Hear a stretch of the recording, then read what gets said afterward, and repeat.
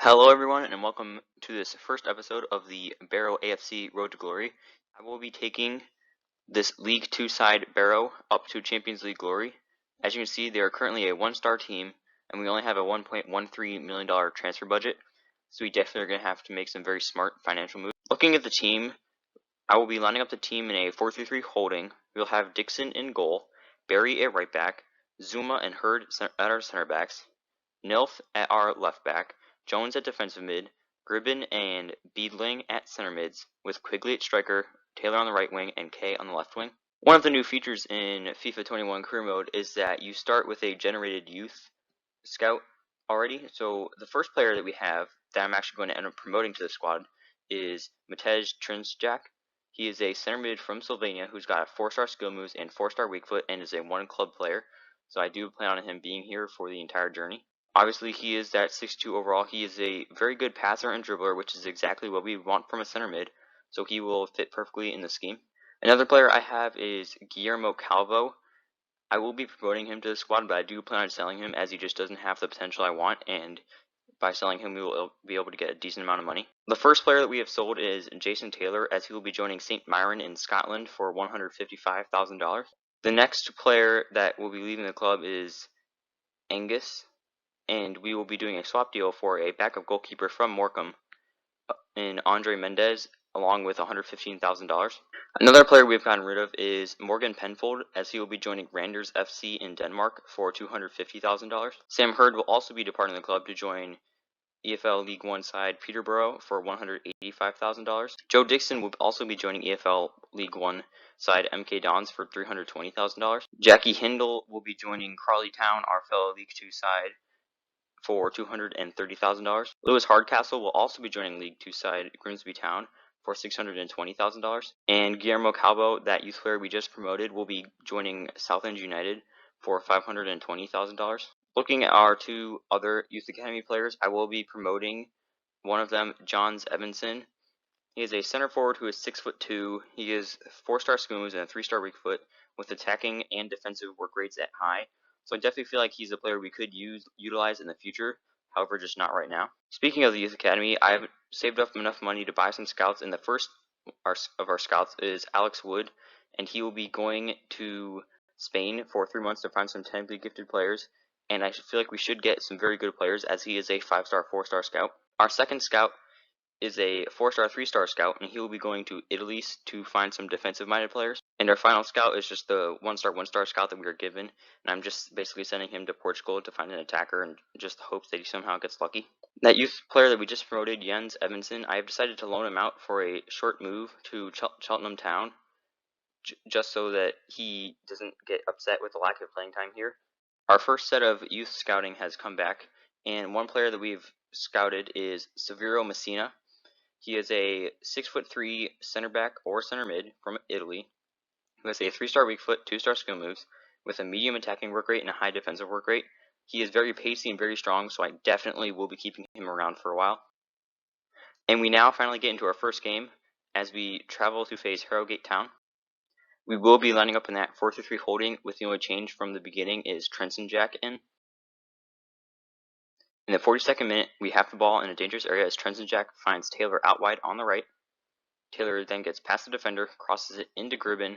Gribben is able to put it into the back of the net to put us up 1-0 in the 43rd minute. In the 61st minute, Gribben has the ball in the middle of the field. He plays it to Trinsjak, who finds Kay. Kay then finds Quigley. Quigley then is able to play it through the defense for Gribben. Gribben then gets 1-1 with the keeper, and with his weak foot puts it past the keeper to put us up 2-0 in the 62nd minute. In the 75th minute, Quigley holds up the ball before finding Gribben. Gribben is then able to play Taylor. Taylor attempts to use some pace to get past the defense. He is able to do that before he whips it into the back post for Trinsjak, who absolutely smashes it back netting with his weak foot to put us up 3-0 in the 76th minute. In the 79th minute, Harrogate are on the counterattack as we just simply cannot clear the ball away. The ball gets played past Zuma. We attempt a slide tackle, but that doesn't work. Our keeper is brought out, and we are chipped in the 81st minute as we are now only up 3-1. In the 84th minute, we were able to do a quick 1-2 in the midfield with Hardcastle. Taylor is then played in behind the defense before he plays it into Quigley, and Quigley is able to roll it past the goalkeeper to put us up 4-1 in this game. In stoppage time of the second half, Harrogate are in a very dangerous area as they have numbers in the box. Platt cannot defend the player. It then gets played around in the box before their player plays it past our keeper, as we are now only up 4-2. However, there are just seconds to spare. So at full time, we would go on to win at 4-2 thanks to 2 goals from Gribben, a goal from Trinsenjack, and a goal from Quigley.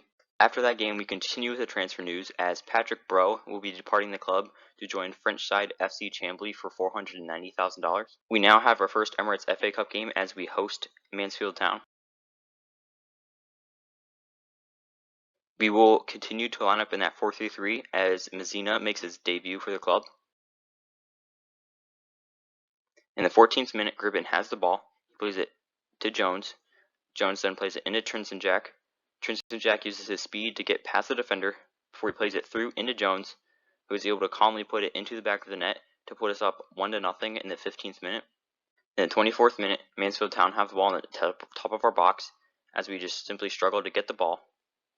They're able to play it around a couple of times before a man frees up on the backside, and he puts it past our defense and our goalkeeper to tie the game up at 1-1 in the 25th minute. In stoppage time of the first half, we play the goal kick out wide. However, it is turned over, and Mansfield Town looks to quickly counter us. An amazing ball is played in behind our defense before their player takes a touch and shoots it around our keeper, as we are now down 2-1 entering halftime. In the 74th minute, Kay is able to win the ball back from a defender. He then uses his pace to get past the entire Mansfield Town defense, as he is now one-on-one with the goalkeeper, as he looks to put it past the keeper, which he does, to tie the game up at 2-2 in the 75th minute. Just minutes after our goal, we are now in danger of conceding another one, as Mansfield Town have the ball on top of our box. A couple of missed tackles results in them having the ball in our box. Messina is then beaten on the dribble, as we are now down 3-2 in the 80th minute. In the 90th minute, their goalie plays the ball wide. However, we cannot win the ball, as we are now in danger of being counterattacked, as Messina is again beaten on the dribble, and their player is one-on-one with our goalie, and he puts it past him, as we are now down 4-2 in stoppage time of the second half. In stoppage time of the second half, Mansfield Town have another dangerous attack, as the ball is played through into their striker. He shoots it, our goalie deflects it. They have a second chance. That header goes off the crossbar before the third chance goes into the back of the net, as we are now down 5-2 with no time left in the game.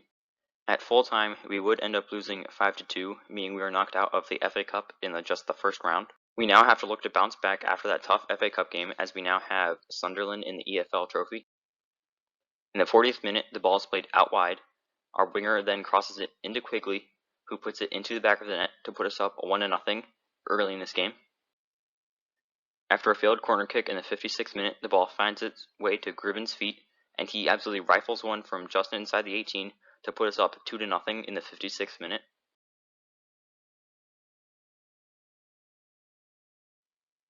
In the 62nd minute, Sunderland have the ball on top of our box before their player gets played in behind the defense and puts it past our keeper to make the score 2-1 in the 64th minute.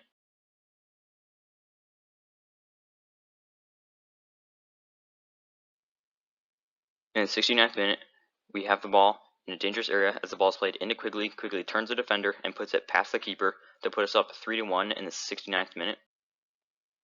In the 75th minute, Quigley is played in behind the defense. He uses his pace to get past the defender before putting it past the keeper to complete his hat trick to put us up 4-1. At full time, we would go on to win this game 4-1, thanks to that hat trick from Quigley and that goal from Gribben as we advance in the EFL trophy. There is one more player I will be adding from that original pool of Youth Academy players, and that is Alex Trubalivsky, as he will be joining the club as he has a 83 to 89 potential. He can play striker or center forward. He's from Ukraine. He has 5-star skill moves and a 3-star weak foot. I may look to switch him to another position just because of how versatile he is, but again, we do not know right now. Another player who will be joining the club is Nicolo Bianchi. He is an Italian right back who has 2-star skill moves and a 2-star weak foot. He is 6'1" and he has decent potential. So looking at the league standings heading into January, we are currently sitting 5th in the table. We are only 5 points off of an automatic promotion spot, which is very, very good for this club, especially since I do not think we would be at this point right now. In the FA Cup, we did get knocked out in that first round by Mansfield 5-2.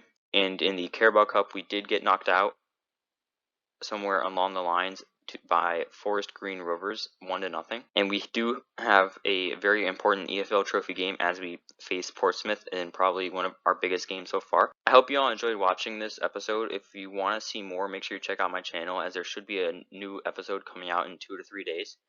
And I hope you all enjoyed. See you later.